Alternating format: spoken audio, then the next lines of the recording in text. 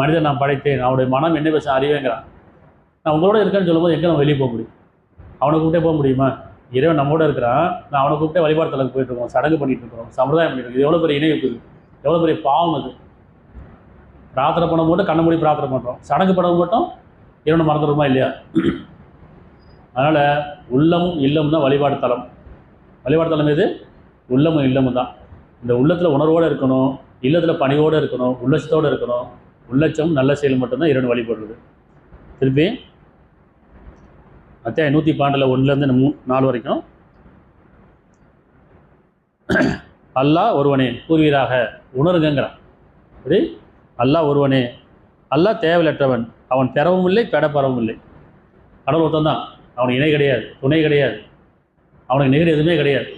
அப்போ நம்ம பார்க்கறதெல்லாம் கடவுள் கிடையாது. ஐப்பொருள்கள் நம்ம பார்ப்பதும் கேட்பதோ தேடி போகிறதோ செஞ்சதோ கடவுள் கிடையாது. அவன் உணர்வான